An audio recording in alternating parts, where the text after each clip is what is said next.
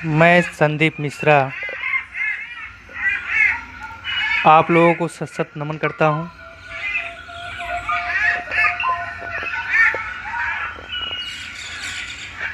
हम अपनी आदतों के जो हमारे अंदर जो हमारी आदतें हैं उसके हम लोग गुलाम रहते हैं,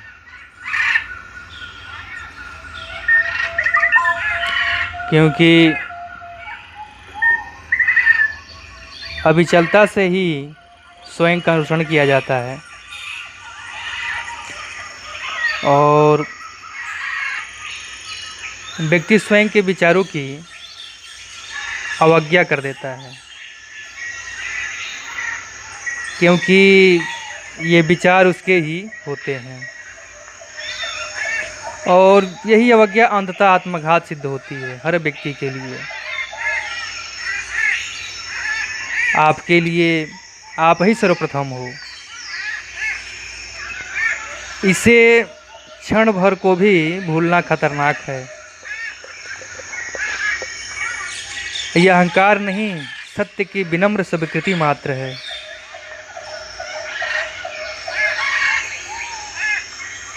आत्यंतिक अविचलता से स्वयं का अनुसरण करिए, अन्यथा बाद में पछतावे के आंसुओं के अतिरिक्त आत्मा के पास भी कुछ नहीं होता है।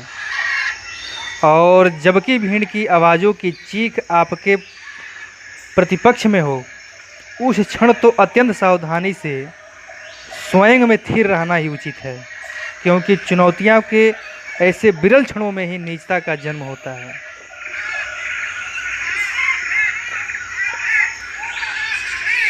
यही कारण है कि हम लोग की ऐसी आदतें होती हैं, हम लोग ऐसी आदत कुछ पकड़ लेते हैं और इस आदत के ही हम लोग गुलाम हो जाते हैं और हम लोग स्वयं से ही परेशान रहते हैं। मैं अपनी इस बात को एक कहानी के माध्यम से आपको समझाना चाहूँगा।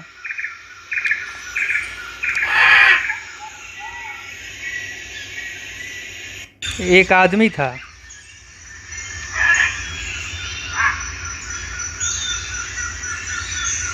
आदमी था, उसको लॉटरी मिली। गरीब आदमी था, दर्जी था। ये एक रूसी कहानी है। लॉटरी मिली 1 लाख रुपए की। भरोसा ही नहीं आया उसे। वह तो आदतवश हर महीने 1 रुपए की टिकट खरीद लेता था। ऐसा कोई 20 साल से कर रहा था। न कभी मिली थी, न मिलने की कोई आशा थी। आदत थी, एक शौक़ था। 1 रुपए में कुछ जाता भी नहीं था। मिल गई तो मिल गई, नहीं तो नहीं मिली, कोई बहुत बड़ी बात नहीं है। अब तो कुछ आशा भी छोड़ दी थी।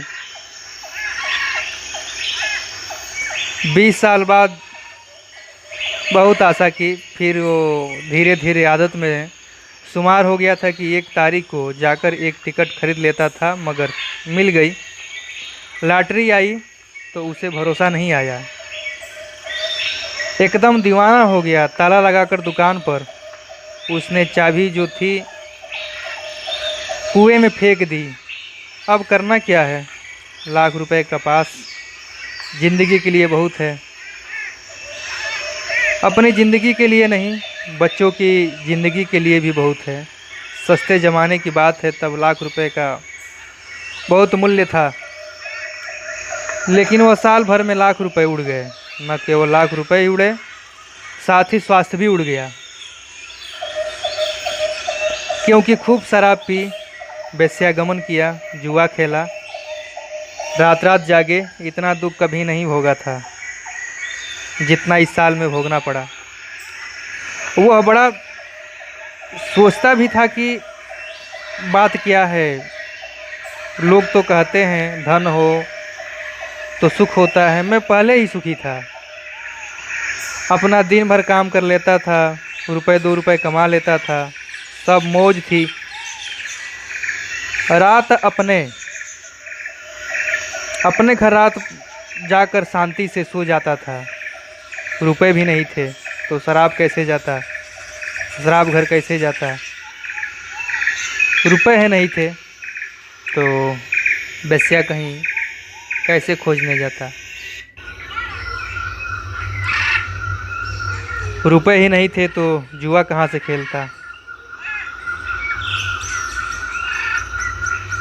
कुछ बातों का उसे पता नहीं था कि जुआ घर भी होता है, बेस्याएं भी गांव में हैं, शराब भी चलती है। यह उसे पता भी नहीं था। यह पता भी कैसे होता, उसकी सुविधा नहीं थी।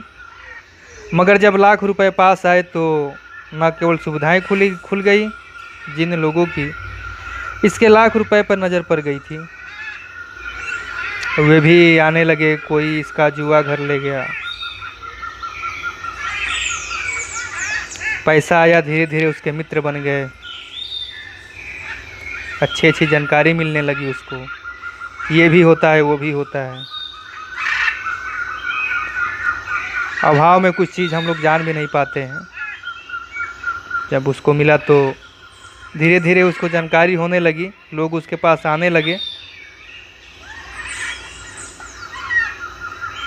तब तक कोई आया उसको जुआ घर ले गया कि पागल, यह मौका ना चूक, लाख और ज़्यादा कमा ले इस पैसे से जुआ खेल के। कोई उसे बेस्याले ले गया कि अब तेरे पास पैसे हैं तो भोग कर ले, 4 दिन की ज़िंदगी फिर अंधेरी रात। देखते हैं, भोगी कहता है। 4 पहर निसी भोरा, यह 4 दिन की अंधेरी रात है फिर सुबह है। हमारे कबीर कहते हैं 4 पहर निसी भोरा।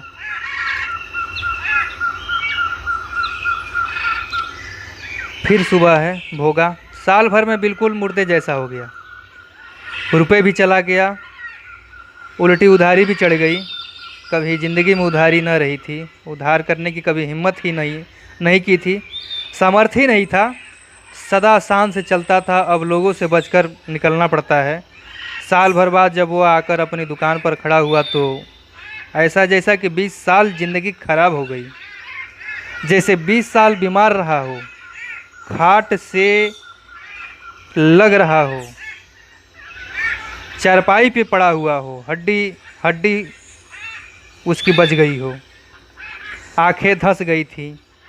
कुएं में उतरकर किसी तरह चाबी खोजी, कुएं में उतरकर किसी तरह चाबी खोजी, फिर अपनी दुकान करने लगा और भगवान को कहा कि अब दोबारा भूल कर भी यह लॉटरी मत खुलवाना। मगर पुरानी आदत जारी रही। वह 1 रुपए के टिकट खरीदता रहा और संयोग की बात, साल भर बाद फिर लॉटरी आ गई।